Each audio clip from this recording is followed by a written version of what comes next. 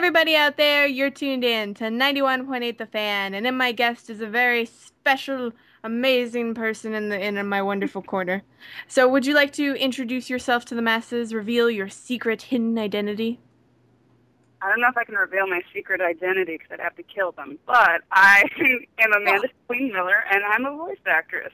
But I'm I'm not okay with you killing a them. I give superhero. you permission to kill them. I think it's fine. Okay. But no, welcome to the show today. I'm very glad you could join us. It's a pleasure to get to talk to you, and it's great because we haven't had any interviews this week. You get the whole week to yourself. What? So really, if I wanted to, I could have just talked all week, and it would have been fine. It would have been Amanda week. Yeah, you could have just taken over my job for a week. It would have been great. Paid vacation. All right. Now, for all the listeners out there who are unfamiliar with your work, could you tell us the bare basic of the basic questions? How did you initially get interested in acting?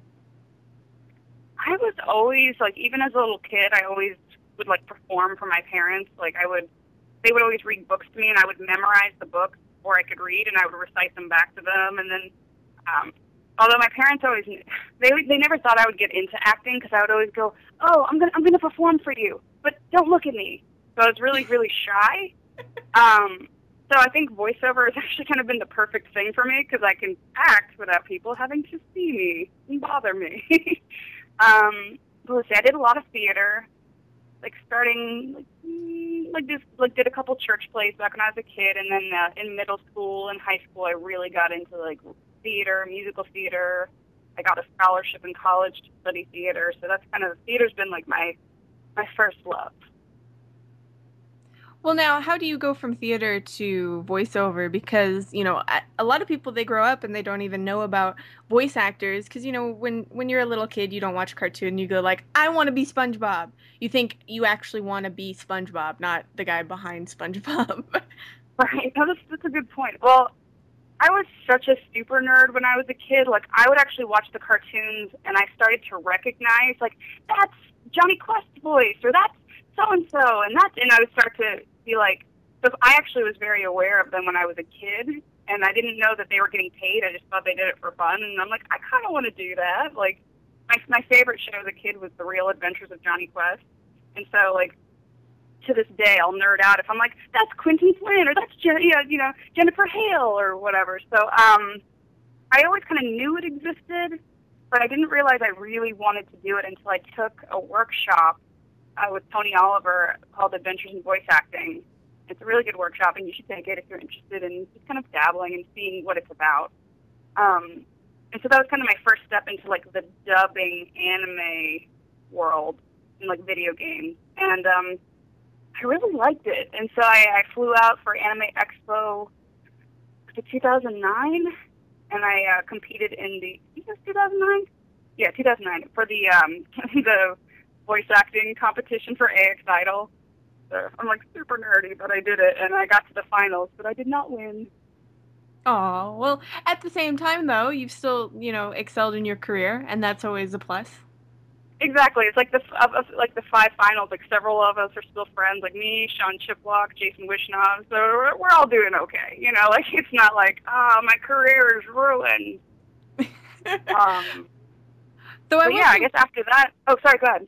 no, I was gonna say, one thing I wanted to mention is I like that you guys also do that thing where you watch something and you're like, oh, that's so and so, and he did this and so, because the staff play games to do that.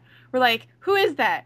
Who can guess who that is? Like, I saw Travis Willingham in this trailer. It has to be him. It even looks like him. Is this him? And we'll exchange it through staff to see how many votes it is to that person. It's So, it's hard though because with voice actors, because they can change their voice so much, there's certain people where I am like, for some reason in my head, everybody is Kari Wahlgren. she's so versatile. I'm like, you know what? I think that's Kari. That's got to be Kari. And then it turns out it's like Greta Lyle or something. But I'm just like, she's been the one that I bet you that's her. And so my Kari jar is off. I think everyone has a phase of that, though. I have a phase of Laura Bailey right now, where I confuse her with Kari Wahlgren Uh, sometimes in shows. I think I did that for Tiger and Bunny, so sorry. she's I think it's with the range, like the actresses who have really big range, like she can play Toru, but she can also play Lust, and it's just you're like, she could be any of these people. Like, she's amazing. They're all Let's amazing. just throw a dart at a board and you'll be done with it. Yeah. But, after, Anime Expo, how did you pursue your career? I mean, did you just start making a demo and sending it out? Did you get an agent? Did you do some advertising on the internet? Like, hey, look at me. Like, what was the next step? So after that, I had to fly back to Maryland because that was in the summer right before my senior year. So I flew back, I finished my theater degree, and then within a couple months, I moved to LA.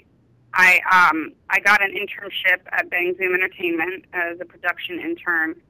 And I kind of like, most of it was just like grabbing food for clients or, doing like paperwork and stuff, but you kind of get to see, you get to meet the people in the industry, you get to see kind of the behind the scenes, and they get to know you personally, like not as an actor, but just as Amanda. And they, if they like you, they might be like, let's toss her in there and see if she can do a couple lines or whatever. So that was one of the ways that I got started, like with Bang Zoom. Bang Zoom's kind of been like the catalyst for my career because they kind of like gave me chances here and there, and then they were like, okay, she's pretty good with these couple lines. How about we give her a couple characters? Oh, okay, how about we give her this character, that character? And then they finally like, now I like send in auditions for bigger characters, and I have an agent, but it took me about 3 years to get one.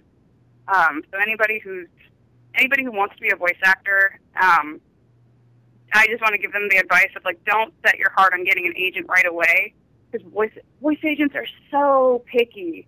They're so picky, and like, I had a casting director that I had worked with at Bang Zoom who forwarded my stuff to like the top agents, and only one of them got back to me. So really, like, yeah. And I would not recommend the agent route right away because that's going to take forever, and you don't want to settle with a bad agent and be stuck with them under contract. Well, that sounds a little bit like auditioning because you could send out, several different auditions and you maybe hear back from one like 2 months later. Exactly. It's like this industry, like you have to be used to rejection. So, and it's not rejection, it's more just you have to be, because they never tell you, they never call you up and say, hey, we just want to let you know you suck. And we laughed at your auditions because they were terrible. Like, they don't do that. It's just more of like, you send things out and you expect to not hear back. So when you do hear back, it's a lovely surprise. I kind of wish there was just that one oddball company that just called people and said that. That would be called them to say mean things. It's like the punk of voice acting right there. Yeah. I think you guys have come up with a new.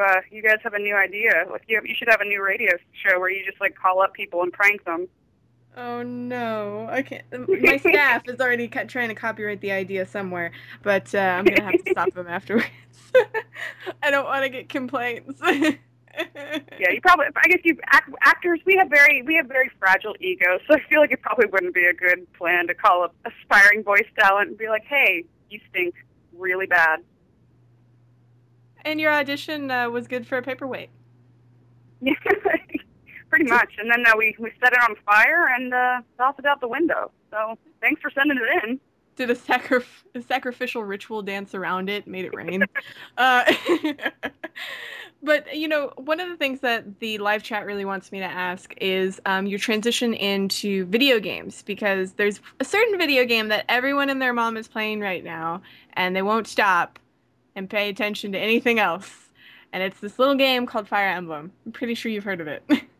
Yeah, what is this game these kids are talking about? I don't know what this is.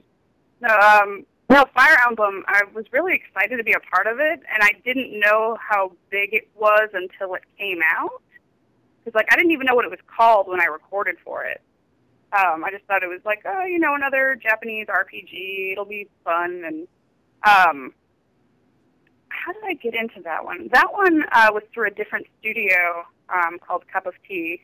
Very lovely ladies. I like them a lot. And I had only worked with them like once before, so this was just kind of a weird thing. Like, I went in, I auditioned, and I thought I blew. Like, I was just like, whatever, let's forget about that. And then like a week later, they're like, hey, you booked 2 parts in it. You booked Sully and Chersh. And I'm like, are you sure you're calling the right person? But Sully was really fun because she kind of is basically me. So it wasn't really acting for Sully, because like that's how I talk to guys usually. I'll be like, I'll punch you in the face. Like I'm just like, I'm not a lady. So so Cher's was more of a stretch for me, where she's actually has to be a lady. So it was fun. I got to play both ends of the spectrum. Well, if it makes you feel better, I just talk to my staff like Sully on a daily basis. Just call them fat and Just punch like, them in the face and bring out the whip, yeah. I mean, a little fear instills respect. Exactly. But thank you for clarifying the second character's name because Chris and me were actually having a debate as to how to say her name properly because there are several different ways that fans say her name. Well, here's the thing, though. I don't want to be the definitive source on that. That's just what I assumed it was, because my character actually never says her own name, I believe. So that was just what it said on paper. So I'm like, well, I assume they were saying like the French way, like Cherche, but I know some people say Serge. So I know that's the Japanese name. So really, whatever you want to call her. If you want to call her Doogie Howser the second, I'm cool with that.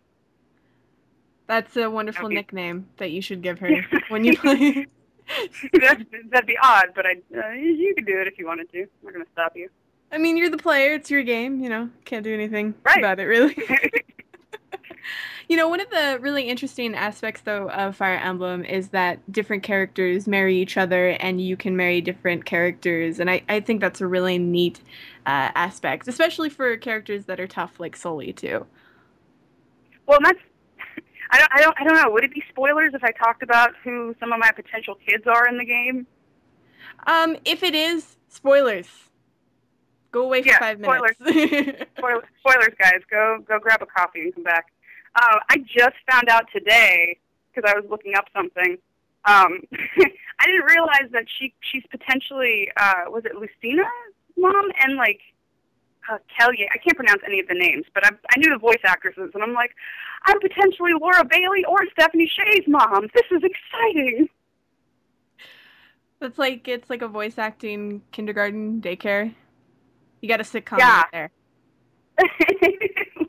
Like, I mean, I don't even know. I don't even think I've met Stephanie, but I don't think I've met Laura yet. But I'm like a big fan, so I'm just like, this is a weird alternate reality where I'm like, I was watching a scene on YouTube where my character was talking to her character, and she's like, "Hey, mom, try on this dress." I'm like, this is really weird. Well, so it seems like for that game specifically, you guys didn't actually do any recording and listening to anyone else's voices. It was all just reading off the script, correct? Pretty much. I mean, I have yet to do a video game. Even the ones that I've done that are like that aren't dubbing, like the ones that are made for American audiences. Even then, we usually recorded it separate. I guess maybe it's more efficient for them that way, but I'd love to do like a group session because it would remind me more of theater where you have the ensemble, but I think I've only done that for one project so far, and it was for like a animation show. But Well, I always think it's interesting for video games when they never have anybody to respond to. Like I know for anime, you have, you can hear the Japanese voices, so you kind of have some context there, even though you're kind of putting a Western spin to it. But I always think it's interesting that video games kind of just like, nah, we're not gonna do that. No, sorry. well, like even they do kind of give you like they'll be like, hey, so this just happened. Although I do find in anime they give you a little more context. In video games, sometimes they just are like, I don't know, I guess she's dying. Like they really are just kind of like running through it so quickly. They're like, this one she's mad. Like they're not always sure. So if the games sound weird, don't blame us. We don't know what's going on. Well, in contrast to video games can be like as big as Harry Potter books. Like, and some anime series are, like 3 episodes and some are 500 episodes. Right. So I think it just depends on the project. I think it depends on the project, and also I don't know. Maybe they overestimate my abilities as an actor or something. I'm like, I need more. I'd like give me more direction, but I guess they're just like, no, you're fine, go. So I hopefully it doesn't suck. I haven't played the game yet because I don't have a DS. Cause I'm really behind on everything, but I've heard from people that it doesn't suck. So I'm like that my stuff doesn't suck. So I hope they're not just being nice. Well, But let's as see. I said, if it makes you feel better, the entire live chat wanted me to ask about that. That's the big hot topic is that game right now. Ooh, Fire. So, because like Fire Emblem, how that's a long running series. That's like in Smash Brothers, right? Like Mars. Yes. Oh gosh, I believe it's way before Smash Brothers. I'm trying to think of the first one, and now I'm gonna blank out horribly. No, Oh don't. gosh. Like you know more than I do, so I'm already impressed. I'm like, I feel like a dummy because I was never a Nintendo kid. For some reason we just never had one. I would go to my friend's house and we would play like Super Mario and Duck Hunt and all these other things. But I was a Sega kid, so I don't know the Nintendo franchise characters. I don't know all this, so that's why the Wii is like my first introduction to it. You know, that's kind of interesting because you hear a lot of fans nowadays say they got into gaming via Nintendo. Most people, I believe, know Fire Emblem through the Super Nintendo, assuming that I'm trying to remember which ones came out in Japan and which ones came out in America, and it's just my brain's like, nope, not today. However, I had a very different experience, even though I played Duck Hunt and things like that. I really got into video games when my brother would beat my butt in Tekken on PlayStation 1. So Right. then I got introduced into Atari and everything else. So I kind of feel you. I have a Nintendo Wii, but I'm not really engaged in what, like in the Zeldas and the Marios and things like that. Like they're not bad games. They're great games, but I just don't get this huge nostalgia factor when I play them.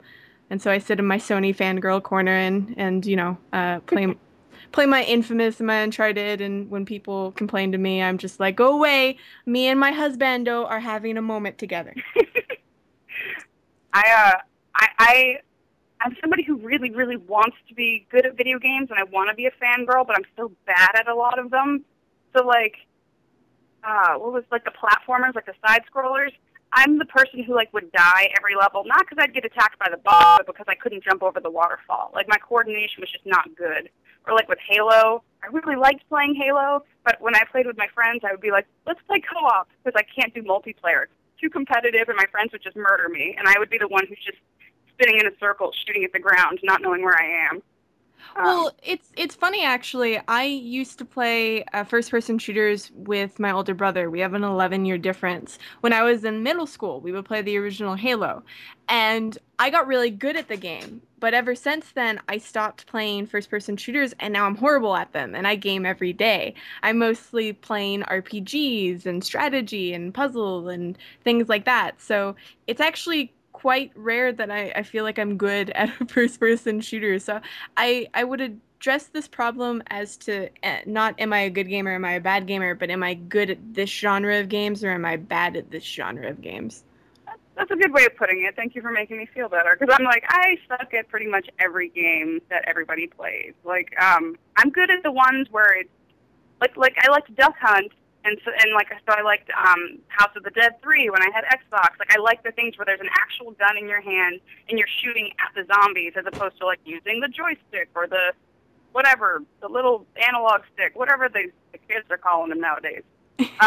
Or like that's why I really love the Kinect because I get to be the controller because I have no coordination with my fingers, but I'm a pretty good dancer. At least I like to think I am. That's what Usher tells me when I'm playing Dance Central 3. Um, and then the other one is Power Up Heroes. Have you ever played that one? I haven't actually. It's so much fun. It's like it tricks you into exercising, and then you're sore the next day, and you're basically this superhero, and you're Well, shooting like lasers out of your hands. well, the contrast in terms of like thinking of dancing, I DDR every morning for cardio, and I consider myself really good at DDR, but I can't dance. But if someone who plays Dance Central, practices that every day, I would say pretty confidently, I'm sure they must remember some move and are able to dance to at least one song. Not with And I've, DDR I've done that. I've pulled out Dance Central moves when I'm like at a party, and people are like, "You're so cool," and in my head I'm like, "If only they knew." though. Like I didn't Sad, make this up. I'm not that cool. Sadly, jumping on arrows in a up, down, left, right position isn't really considered dancing. But it Whoopsie. is great cardio. I used to do it all the time in high school. I just when I moved out to LA, I couldn't fit my DDR pads in the car, so I had to leave them behind. No. That's so sad. I But either way, for the fans out there, if you want to, do a round of DDR Dance Central, we're going to take a short break here on 91.8 The Fan, but don't go anywhere. Our special guest isn't. So keep it tuned to your favorite station where we play everything you want and nothing you don't.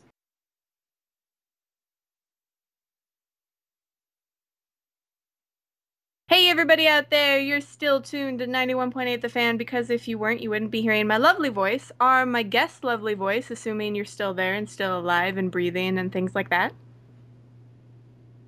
What? Who are you? I Where am think I? I think we hit her over the head too hard when we dragged her back in when she tried to escape, but I think she's okay. It's okay. Call the police. I'm being held hostage. One day somebody who's actually listening is going to call the police and someone will show up at my house. Because I'm one of the lucky few that gets to do this from home. And Oh, nice. my mom is going to like scream and wonder if I peddle drugs suddenly. And that's what I've been doing in my room for years. That's just anime is the cover up, obviously.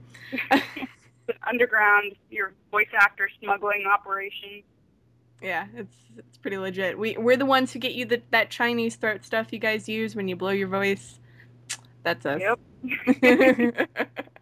Anyway, for the listeners out there, are there any other projects that you want to promote to them? Anything that's come out recently or that's in the works that you want them to pre-order or go out and buy or go to check out or stock or whatever?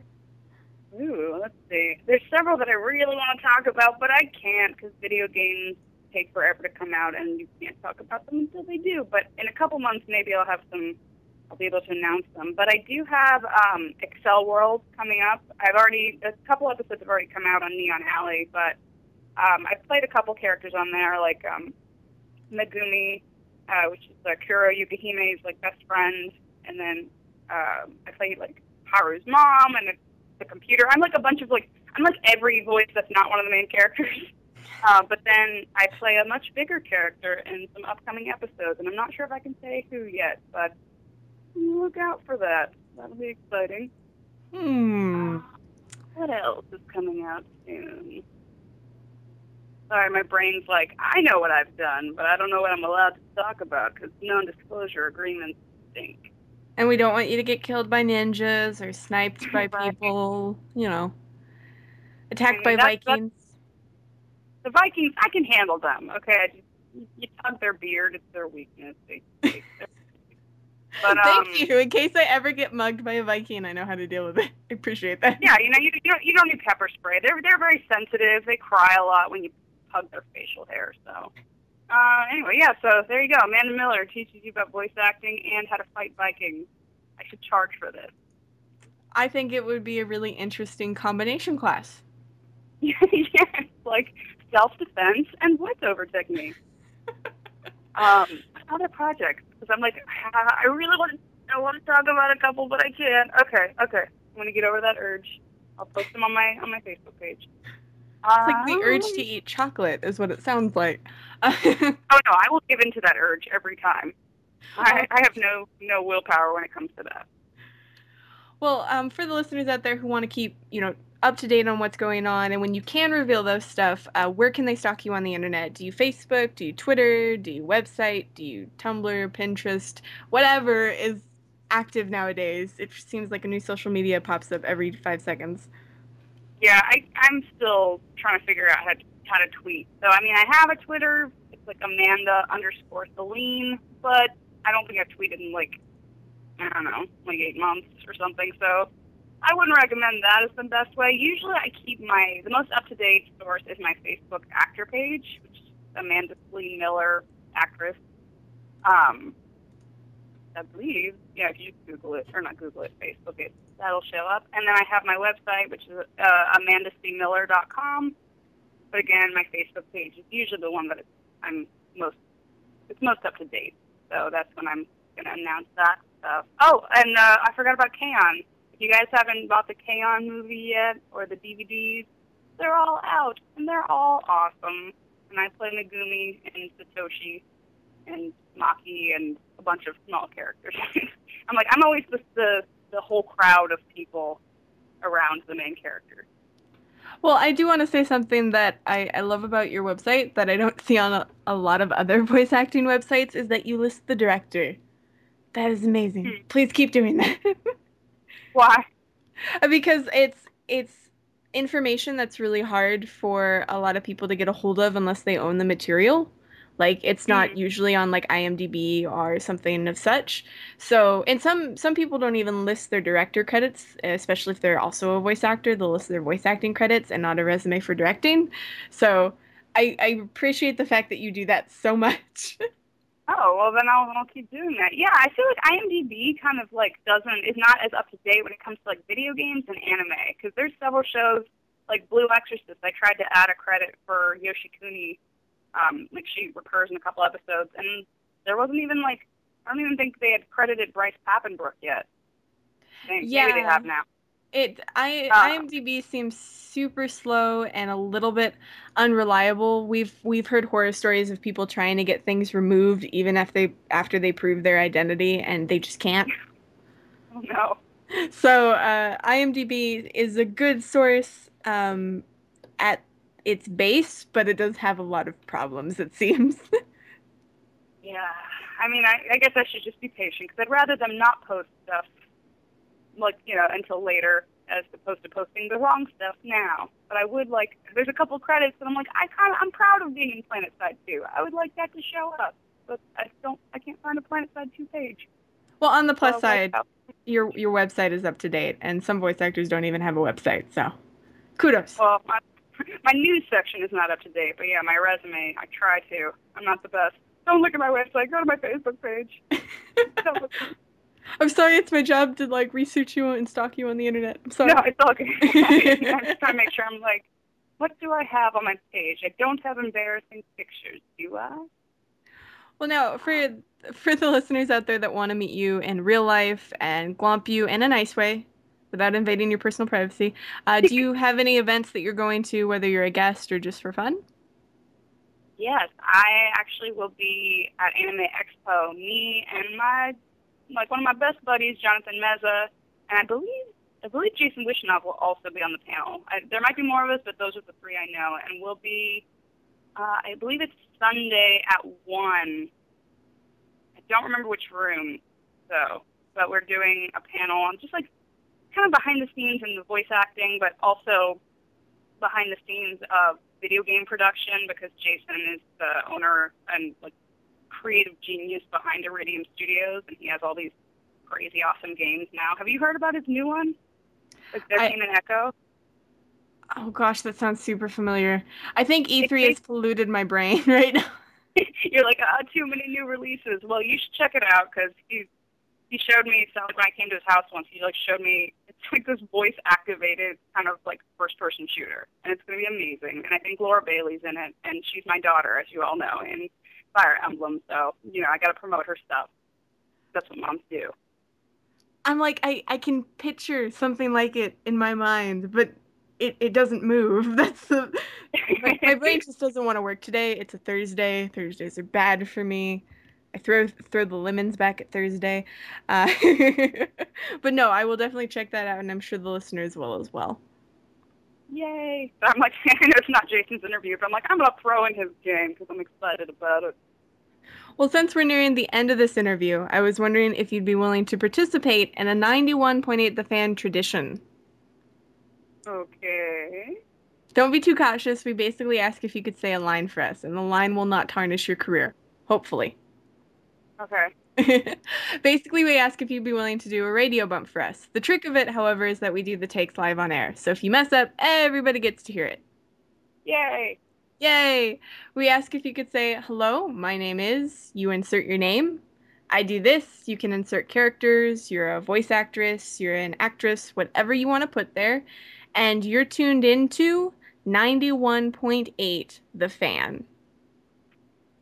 Oh my gosh, I'm like, my brain's already like, hello, my name is Jennifer. I don't know anything.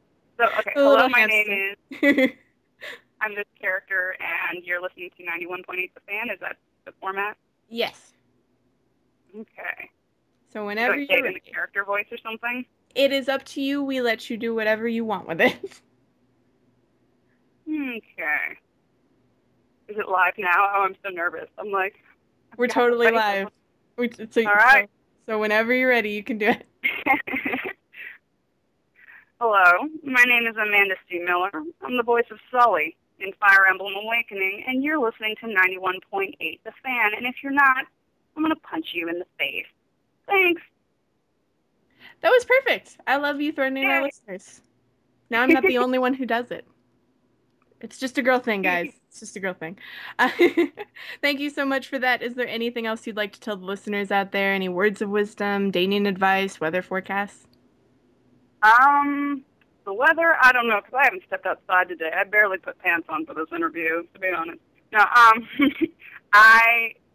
during the break, we had kind of talked about something, and I wanted to bring it up for anybody who's aspiring to be a voice actor who's listening, because I really, really want to emphasize, I'm sure you've heard this 1,000 times, but training, training, training. Like, voice acting is called voice acting for a reason.